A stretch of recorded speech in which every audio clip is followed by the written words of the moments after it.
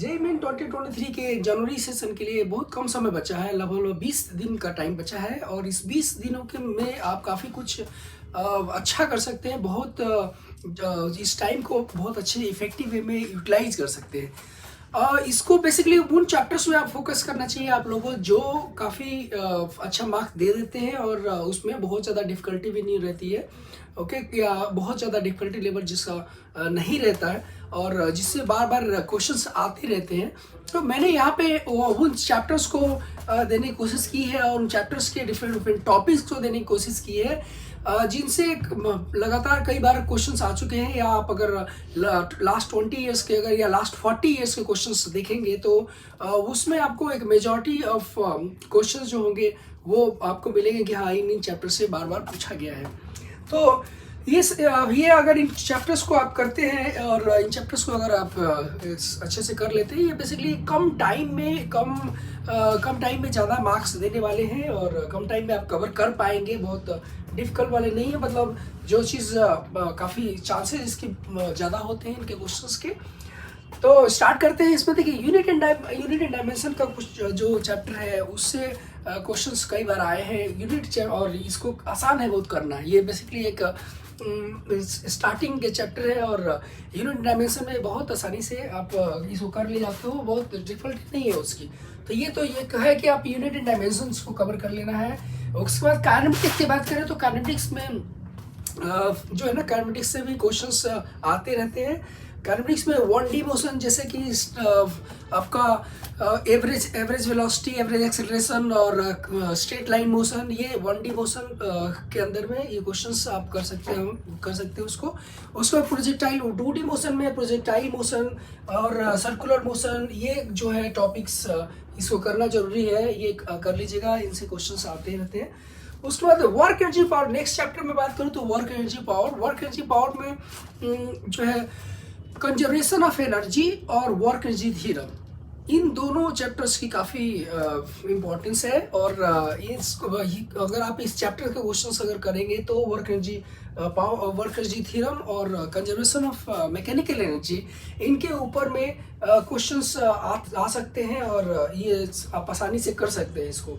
उसके बाद इसमें पावर के ऊपर भी है, एक पावर क्वेश्चन सकते हैं, जैसे एवरेज पावर निकालना या इंस्टेंटेनियस पावर निकालना, उस पर रिलेटेड क्वेश्चंस हो सकते हैं।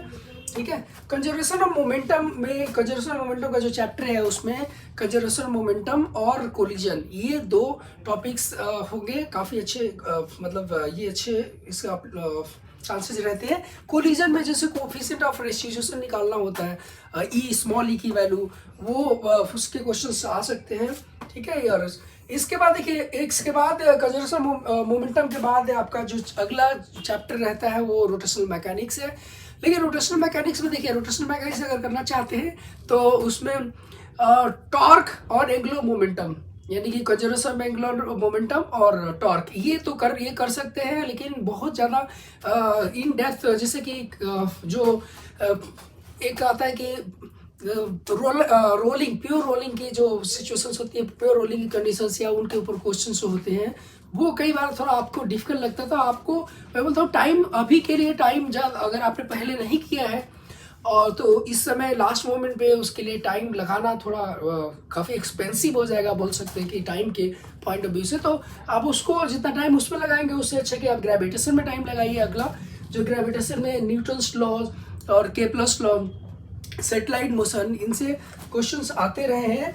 ओके। फ्लूइड मैकेनिक्स अगला जो है, फ्लूइड मैकेनिक्स में देखिए, फ्लूइड मैकेनिक्स में आर्किमिडीज प्रिंसिपल यानी बॉयंसी के ऊपर क्वेश्चंस काफ़ी पॉसिबिलिटी बनती है उसकी। उसके बाद इक्वेशन ऑफ कंटिन्यूटी और बर्नौलीज प्रिंसिपल, इनके ऊपर भी क्वेश्चंस आते हैं। एप्लीकेशन ऑफ बर्नौलीज प्रिंसिपल जो है उस पर कई सारे क्वेश्चंस आपके बन सकते हैं और चांसेस रहते हैं इसको। ओके।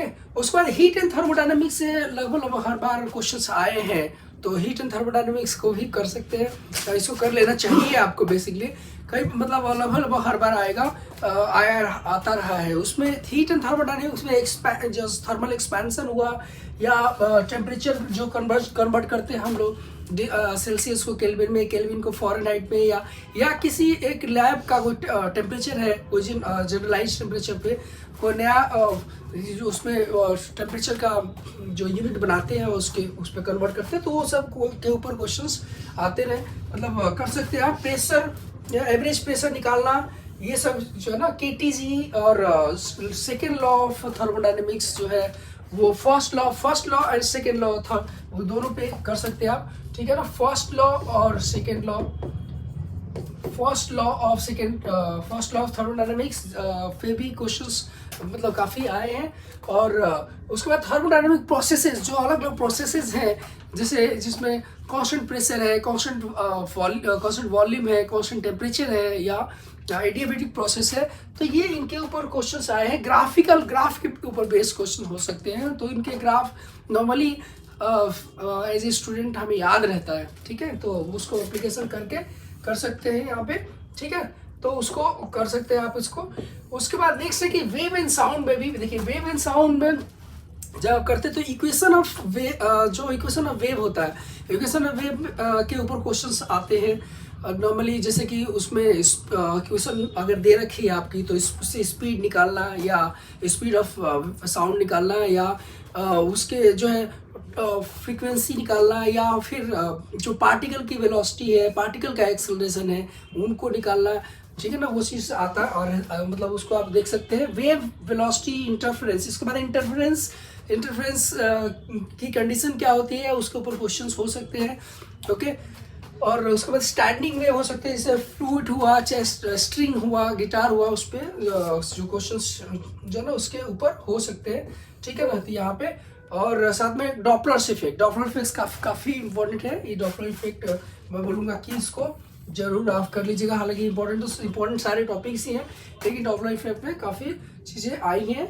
और उसके बाद अगला जो है वो है आपका इलेक्ट्रोस्टैटिक। अगर मैं उसके ऊपर जाऊँ 12th वाले में सेगमेंट में, 12th के चैप्टर्स के ऊपर, तो इलेक्ट्रोस्टैटिक्स जो है, इलेक्ट्रोस्टैटिक्स में कूलॉम्स लॉ हुआ, या फिर इलेक्ट्रिक फील्ड, इलेक्ट्रिक पोटेंशियल और कैपेसिटर, ये जो चीज़ें ये है, ये सारे टॉपिक्स काफ़ी मायने रखते हैं, काफ़ी इंपॉर्टेंट है, और इनके क्वेश्चंस आए हुए हैं रिपीटेड कई बार। अगला जो है वो करंट इलेक्ट्रिसिटी अगर कर रहे हैं आप, तो उसमें ओम्स लॉ के साथ साथ केवीएल और केसीएल के मतलब ये काफ़ी, जो कोई भी आप सर्किट सॉल्व करते हैं, सर्किट में यूज़ करते हैं, तो इसका काफ़ी यूज़ होता है। तो केवीएल केसीएल के ऊपर क्वेश्चंस रहता है। मीटर ब्रिज पोटेंशियोमीटर, इसमें कैसे व्हीटस्टोन ब्रिज का इस्तेमाल होता है, वो चीज़ मीटर ब्रिज के अंदर में। और उसके बाद पोटेंशियोमीटर का भी जो क्वेश्चंस आते रहते हैं, ठीक है ना, ये चीज़ आप कर सकते हैं यहाँ पे, ठीक है। नेक्स्ट आते हैं अगर मैग्नेटिज्म के ऊपर। मैग्नेटिज्म में जो क्वेश्चन जो है बायोसॉर्ट लॉ के ऊपर, मतलब कि कोई एक सेगमेंट दे दिया या कोई स्ट्रक्चर दे दिया, उसकी वजह से मैग्नेटिक फील्ड निकालना हुआ, या कोई चार्ज है जो मूविंग चार्ज, उसके ऊपर कितना फोर्स लग रहा है किसी मैग्नेटिक फील्ड के अंदर, या कोई करंट कैरिंग वायर है उसके ऊपर कितना फोर्स लग रहा है किसी मैग्नेटिक फील्ड के अंदर, वो चीज़ें ये सारी यानी फोर्स और करंट कैरिंग वायर। इसके बाद जो है इस पे EMI एंड AC जो है, EMI एंड AC के भी क्वेश्चंस काफ़ी इंपॉर्टेंट होते हैं इसमें। EMI जैसे फेरेडे लॉ का एप्लीकेशन, फेरेडे लॉ के ऊपर बेस क्वेश्चन हो सकते हैं। फेरेडे लॉ और लेंज लॉ, ये दोनों जो है ना इसके ऊपर क्वेश्चंस आते रहते हैं। इसके बाद इंडक्टेंस हुआ, इंडक्टेंस के ऊपर सेल्फ इंडक्शन, बेसिकली इंडक्टेंस में भी सेल्फ इंडक्टेंस के ऊपर आते हैं। अगर म्यूचुअल इंडक्टेंस के ऊपर आता है तो मेंस में इन जनरल आप एक्सपेक्ट कर सकते हैं कि कुछ डायग्राम के बेसिस पे, फिगर के बेसिस पे आ सकता है, अदरवाइज, ठीक है। तो ये चीज़ यहाँ पे। उसके बाद ऑप्टिक्स में आते हैं कि ऑप्टिक्स में जो है वो मिरर फॉर्मूला, यानी कि प्लेन मिरर हो गया, साथ में कॉनकेव मिरर, कॉन्वेक्स मिरर। उसके बाद फिर लेंस में भी लेंस मेकर फॉर्मूला देखिए काफ़ी इंपॉर्टेंट रहता है, लेंस मेकर फॉर्मूला काफ़ी यूज होता है। साथ में उसके बाद प्रिज्म का इस्तेमाल, प्रिज्म के ऊपर क्वेश्चन हो सकते हैं, ठीक है। उसके बाद देखिए, उसके बाद YDAC Young's double slit experiment के ऊपर क्वेश्चंस रहते हैं, रह सकते हैं यंग्स डबल स्लिट एक्सपेरिमेंट में, ओके। उसके बाद नेक्स्ट है मॉडर्न फिजिक्स। अगर कर रहे हैं तो मॉडर्न फिजिक्स देखिए, मॉडर्न फिजिक्स ऐसा है, मॉडर्न फिजिक्स में और सेमीकंडक्टर ये ऐसे होते हैं जो इसमें बहुत आसानी से आपको मार्क्स मिलते हैं।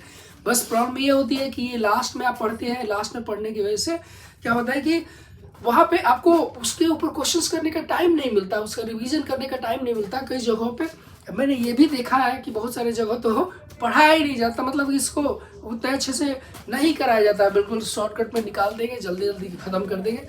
ओके, उसको अच्छे से नहीं पढ़ाया। जैसे मैकेनिक्स आपको पढ़ाने के लिए जितना टाइम दिया जाता है उतना टाइम आपको मॉडर्न फिजिक्स नहीं टाइम दिया जाता। जबकि आप मार्क्स से पॉइंट ऑफ व्यू से बात करें, मार्क्स उठा के देखिए, मैकेनिक्स से जितने मार्क्स के क्वेश्चंस आते हैं वो लगभग आपको उतने ही मार्क्स के क्वेश्चन मॉडर्न फिजिक्स से आता हुआ मिलेगा। मॉडर्न फिजिक्स और सेमीकंडक्टर का मिला लीजिए और इसके मार्क्स जो है वो जितने मार्क्स सही आता है उतने ही मार्क्स लगभग मैकेनिक्स का भी आता है क्वेश्चंस, समझिए। लेकिन क्या है कि टाइम जो है ना इसको करने की नहीं मिलती, इसलिए आपको छोड़ना पड़ता है। लेकिन मैं बोलूँगा कि इसको जरूर करिए, बहुत ही कम टाइम, यानी मैकेनिक्स जितने दिन में आपने ख़त्म किया उसका 1/3 लगभग बोलूँगा, या 1/3 क्या 1/4 टाइम में आप इसको कवर कर सकते हैं। मार्क्स आपको उतना ही मिलने वाला है, ठीक है। तो मार्क्स से पॉइंट ऑफ व्यू से सोचिए कि मार्क्स कैसा होगा।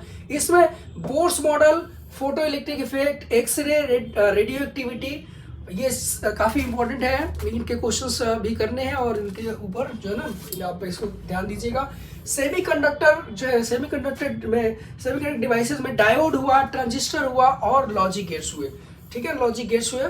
तो ये सारे काफ़ी इंपॉर्टेंट टॉपिक्स हैं और इन जो टॉपिक्स आपके पास हैं इनके ऊपर हमने बहुत सारे वीडियोस हमारे चैनल पे अवेलेबल है। आपको वहाँ पे आप देखिए, 1 शॉट भी अवेलेबल है, मतलब पूरा चैप्टर हमने कवर कर लिया है 3 घंटे के अंदर अंदर, और उसमें थ्योरी भी और साथ में क्वेश्चंस भी, प्रीवियस ईयर क्वेश्चन जो आए हुए हैं वो उन तीनों को मिला के लगभग 3 घंटे के अंदर अंदर आपका एक चैप्टर कंप्लीट हो जाता है।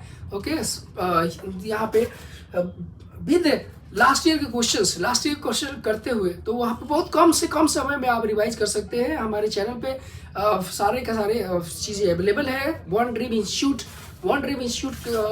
जाइए, वहाँ पे सब्सक्राइब करिए हमारे चैनल को और वहाँ पे आपको बहुत टाइम आपका सेव होगा, बहुत जो है ना बहुत टाइम सेव होगा, साथ में एक इफेक्टिव रिवीजन आपका हो जाएगा। Okay, thank you for watching.